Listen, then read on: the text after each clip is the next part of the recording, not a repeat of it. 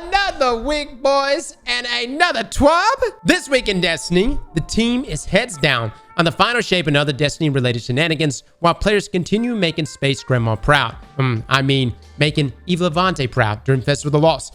Let's take a quick look at what went down in last week's TWID before Candy diving into this week's. So last week, more Festival of the Lost fun, closet cosplay shenanigans, which we still need to cosplay ourselves, pumpkin carving galore, becoming Eris yourself, checkmate rumble, well check, double 9-5 rewards, and extra Vanguard rank reminder. Now topics for this week: get ready to vault from orbits. In this economy, a message on Raul, and a quick chat about ghost mods, ProdSec PSA, let's talk about boosting services, oh wow, and global reach is getting more global. Ready to rock and ghoul? Let's get into it. All right, so vault from orbit. Don't mind if we do. Show of hands if you've been that guardian who has been jamming to some tunes while your friends organize the fire team, only to at the very last minute, just as the raid is about to start, remember you left something in your vault and need to drop by the tower. We get it. We do it too. If that's your hand we see waving around frantically, don't worry, we've got some good news. Starting at season 23, you'll be able to access your vault from orbit.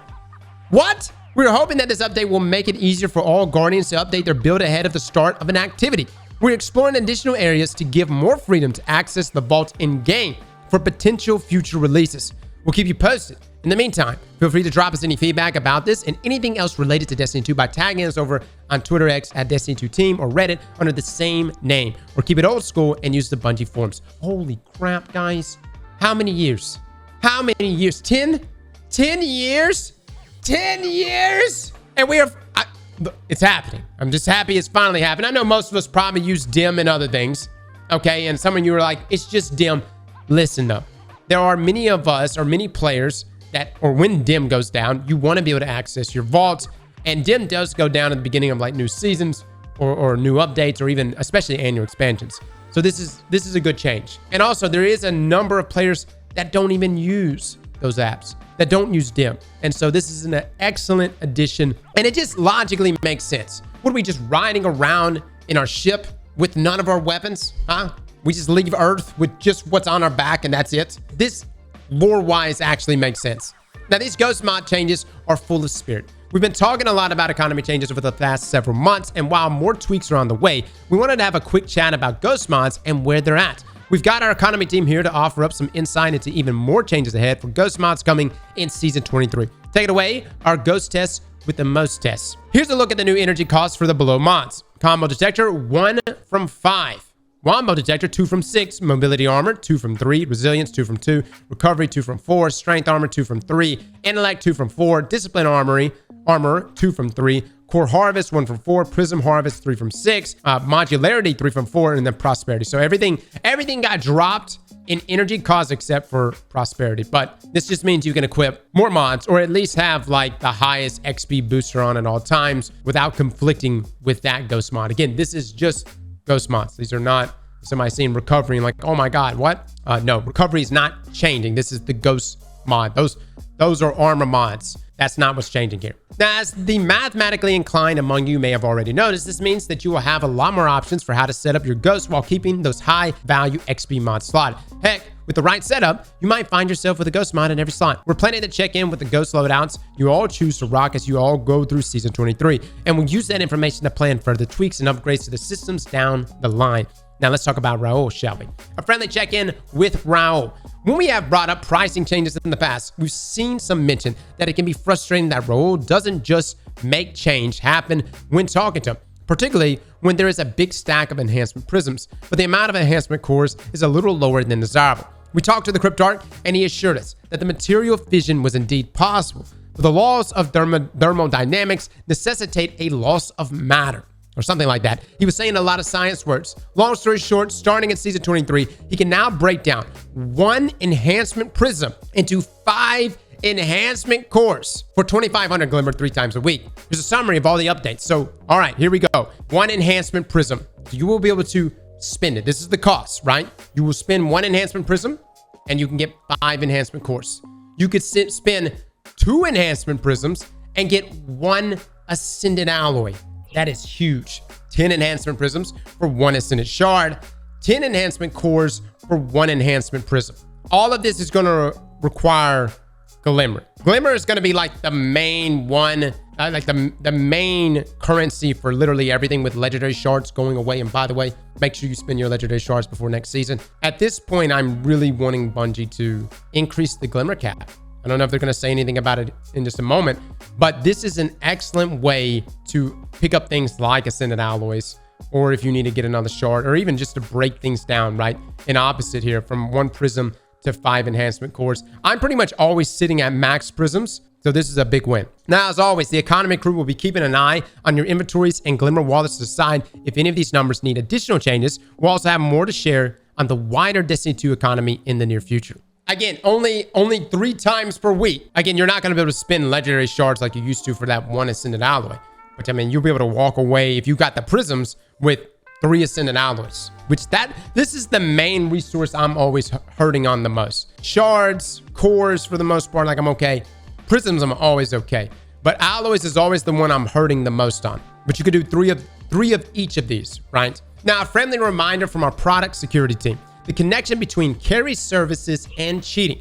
Bungie's product security team continues to protect players from cheating and enable players to experience the game as its talented designers intended. Over the past year, we observed an increase in accounts being stolen and sold without the account's owner's permission by boosters, paid carry services, and cheat developers. Such services also appear to harvest and sell any other personal or financial information they come across. There's an increasingly clear relationship between boosting services and cheating. Primarily, boosting and paid carry services frequently resort to cheats to churn through as many customers as fast as possible, naturally. After those customers are churned through, the carry service will then sell the account's credentials to other bad actors. Cheat developers, in turn, will use packs of stolen accounts to evade bans and enable further cheat development. Ultimately, services that offer to skirt the integrity of the game are not likely to be trustworthy with the player's account and personal information. In addition to the untrustworthiness of these services, they are also against the terms of service and end up as the basis of a permanent ban on the account. We again remind you to protect your account and do not use account recovery or cheat services. Saying that your fingers were not on the keyboard when the cheating occurred will not help you in an appeal. The loss of your Bungie account due to bad behavior by an untrustworthy service is only one small way that you can be burned. For more information regarding our ban policies, please visit Destiny account restrictions and banning policies. So this right here is interesting. So they're saying, in the past, yes, you would have recovery service where someone would get on your account and then go play the activity, the raid, trials, whatever. Now it seems like people are actually buying outright accounts. I'm curious to know, like, what is the advertisement? This is like, hey, I'm selling an account. It has all the raid weapons, immortal, like the most recent trial weapons. Is that what's being sold? Oh, some accounts are being sold with emblems. Wow. So like a stocked account with emblems. I mean, coming from RuneScape, I've seen it all when it comes to like real world trading, right? They charge for $1,500 or more per account. Good God. Yeah, so I would assume most of those accounts get boosted with cheating services. Can you imagine like knocking out all the raids? Do a raid in like 5.5 minutes, right? With some cheat, run through there, get all the raid exotics, sell the accounts with those associated exotics or whatever else, and be done with it. Back to my topic about raising Glimmer cap and selling emblems and stuff like that. Look, at the end of the day, I just want to walk through the last city and I want to see a player advertising that they're trimming armor for free or something like that, trimming emblems for free, or buying GF for Glimmer. You know what I mean? Like, I know. It's probably never going to happen in Destiny. I wish it would, though. All around the world, you better have sung that. We have a huge number of players all over the world. We know that they want to get game information in their language. Moving forward, we will be translating the most important at Destiny 2 team and at Bungie Help tweets on our local Destiny 2 Twitter X channels at Destiny Game DE, Destiny Game FR, Destiny ES, a lot of them, okay? Critical information is not missed. To make sure this critical information is not missed, whether the player speaks English or not. Localization takes time, so there will be a delay with these translations, as they're often reactive. However, we'll be improving the process in the future. Thanks for your patience. Doesn't Twitter automatically have a translation feature, though? I'm not saying it's probably not perfect, but can't you just auto-translate? It's buggy, though. Okay. Gotcha. Now, Hive Witcher treats. Keep those Festival of the Lost submissions coming. Last week, we challenged you to show us how Halloween is done. Destiny 2 style. To say you did not disappoint would be a massive understatement. From festive jack-o'-lanterns to epic and at times hilarious cosplay contributions, and let's not forget that epic threads of fried fashion, am I right? Here are just a few of our favorite submissions thus far. Oh wow, look at that. I bet Bungie's loving this, man, with their Sony affiliation right now, huh? Ah, now that right there, guys. I don't know if you know or not, but this is Pig Guardian. That's who you want in the midst of war. The epitome of blueberry. These are good. These are good. That's solid. Look at straight up scorn. All right. Lots of other stuff. God damn, that's perfect. Oh my God. That's actually good. Someone said we should cosplay as Shax, but just do the helmet, but be shirtless. I don't know. They said we should just have it somewhere where we're like the helmet stays on or something. And I guess Rika can be Mara. I just want the emblem, so I'll do whatever is necessary. Now claim your event card items. So many of us are getting the event card. Yeah. Now other known issues. Occasionally killing Croto when his wipe timer expires will grant loot, but won't count as a raid completion. Ah. What a nice buck. In haunted sectors, spawn dialogue for headless ones as summoning circles will sometimes overlap each other. The Icarus dash aspect is missing part of its description. It should also include, while airborne, rapidly defeating targets with your super or any weapon cures you. All right, guys, that is thy TWAB this week. I know, you're probably like, Cross, that's not a lot of information outside of, you know, the whole vault thing from Orbit. But we got the video, or we got the update yesterday about all the weapon changes, or a number of the weapon changes coming next season. You haven't checked out that video? You need to check it out. It's a light read and a lot of juicy stuff.